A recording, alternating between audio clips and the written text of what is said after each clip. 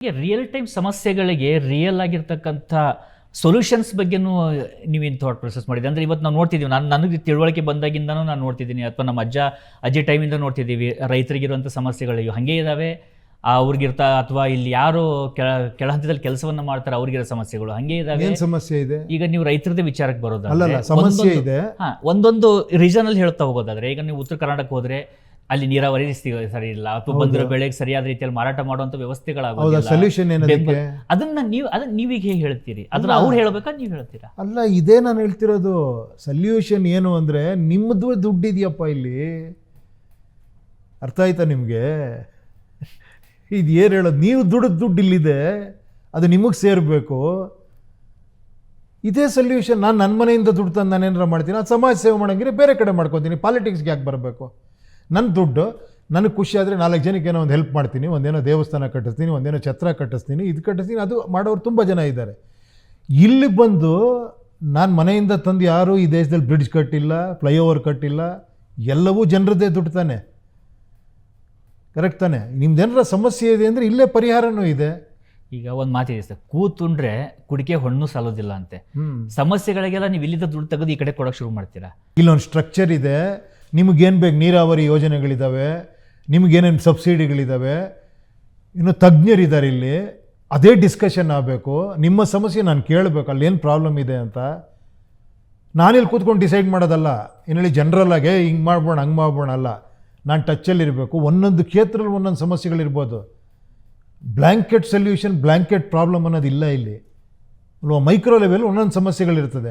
ಒಬ್ರಿಗೊಂದು transportation ಇಲ್ದಿರೋ ಸಮಸ್ಯೆ ಇರುತ್ತೆ, ಒಬ್ರಿಗೆ ಎಜುಕೇಷನ್ ಇಲ್ದಿರೋ ಸಮಸ್ಯೆ ಇರುತ್ತೆ, ಒಬ್ರಿಗೆ ನೀರಾವರಿ ಯೋಜನೆ ಸಮಸ್ಯೆ ಇರುತ್ತೆ, ಒಬ್ರಿಗೆ ಎಗ್ರಿಕಲ್ಚರಲ್ ಪ್ರಾಬ್ಲಮ್ ಇರುತ್ತೆ, ಫರ್ಟಿಲೈಸರ್ ಪ್ರಾಬ್ಲಮ್ ಇರುತ್ತೆ.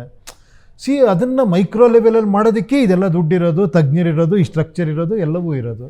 ಸೊ ಅದನ್ನು ಮಾಡಬೇಕು. ಒಬ್ಬ ಹ್ಯೂಮನ್ ಬೀಯಿಂಗ್ ಅಂದಾಗ ವೈಯಕ್ತಿಕವಾದಂಥ ಥಾಟ್ಸ್ಗಳು ಇರ್ತವೆ, ಆಮೇಲೆ ಸಂಬಂಧಗಳಿರ್ತವೆ. ಇನ್ನೊಂದು ಕಡೆ ನಮ್ಮದೊಂದು ಥಾಟ್ ಪ್ರೊಸೆಸ್, ಈಗ ಪ್ರಜಾಕೀಯ ಇದೆ ಅಂದರೆ ಥಾಟ್ ಪ್ರೊಸೆಸ್ ಇರುತ್ತೆ. ರೀಸೆಂಟಾಗಿ ನಿಮ್ಮದೊಂದು ವಿಡಿಯೋ ವೈರಲ್ ಆಗ್ತಿತ್ತು, ಸಿಕ್ಕಾಪಟ್ಟೆ ಜನ ಅದನ್ನೇ ಪ್ರಶ್ನೆ ಮಾಡ್ತಿದ್ರು, ಇವ್ರು ಪ್ರಜಾಕೀಯದ ಬಗ್ಗೆ ಇಷ್ಟು ಮಾತನಾಡ್ತಾರೆ. ಒಂದು ಕಾರ್ಯಕ್ರಮ ನಡೆದಿರುತ್ತೆ ಒಂದು ಊರಲ್ಲಿ, ಅಲ್ಲಿ ರಾಜಕಾರಣ ಬಗ್ಗೆ ನೀವು ತುಂಬ ಹೊಗಳು ಮಾತನಾಡ್ತಿರ್ತೀರಿ.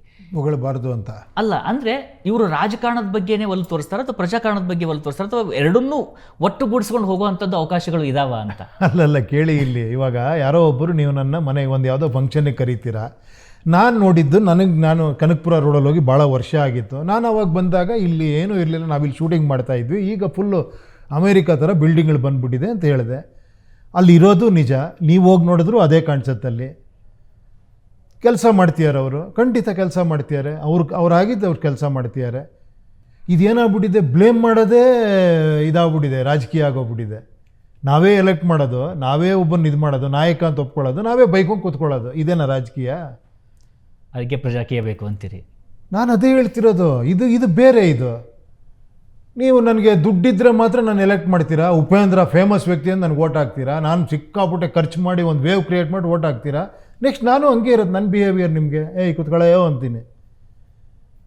ನೀನೇನು ಬಿಟ್ಟು ಓಟ್ ಹಾಕಿದ್ಯಾ ನನಗೆ? ನಾನು ಖರ್ಚು ಮಾಡಿ ಬಂದಿದ್ದೀನಿ ಇಲ್ಲಿ, ಇದು ಬಿಸ್ನೆಸ್ ಇದು ಅಂತಾನೆ. ಯಾರು ತಪ್ಪು? ನಾನು ದುಡ್ಡು ಇಸ್ಕೊಡಿದ್ರೆ ನಂದೇ ತಪ್ಪು. ಇನ್ವೆಸ್ಟ್ಮೆಂಟ್ ಬಂದಾಗ ಅಲ್ಲಿ ರಿಟರ್ನ್ಸ್ ಕೇಳಕ್ಕೆ ಮತ್ತೆ ಇಟ್ಸ್ ವೆರಿ ಕಾಮನ್. ನಾನು ಅದನ್ನು ಬೇರೆ ಸಿಸ್ಟಮ್ ಹೇಳ್ತಾ ಇದ್ದೀನಿ. ಇಲ್ಲಿ ನಿಮ್ಮ ಜವಾಬ್ದಾರಿ ಇದೆ.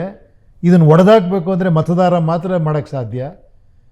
ಅವಾಗ ನೀವು ನನ್ನ ಕಮೆಂಟ್ ಮಾಡ್ತೀರಾ, ಬರಯ್ಯ ಇಲ್ಲಿ ನಿನ್ನ ಪ್ರಚಾರಕ್ಕೆ ನೀನು ದುಡ್ಡು ಖರ್ಚು ಮಾಡಿ ಓಟ್ ಹಾಕಿಲ್ಲ. ನಾನು ಏನು ಹೇಳಿ, ನೀನು ಯಾವುದೋ ಫೇಮಸ್ ವ್ಯಕ್ತಿ ಅಂತ ಓಟ್ ಹಾಕಿಲ್ಲ, ನೀನು ಈ ಥರ ಕೆಲಸ ಮಾಡ್ತೀನಿ ಅಂತ ಹೇಳಿದ್ದೆ, ಓಟ್ ಹಾಕಿದ್ದೀನಿ, ಬಾ ಕರೆಕ್ಟಾಗಿ ನನ್ನ ಜೊತೆ ಆನ್ಸರ್ ಮಾಡು, ಎಷ್ಟಿದೆ ತೋರಿಸು, ಏನು ಮಾಡ್ತೀಯ ಹೇಳು ಅಂತೀರಾ. ಆ ಸಿಸ್ಟಮ್ ಬರ್ಬೇಕು ತಾನೆ, ಅದನ್ನು ಡಿಮ್ಯಾಂಡ್ ಮಾಡಬೇಕು ಆ್ಯಕ್ಚುಲಿ ನೀವು.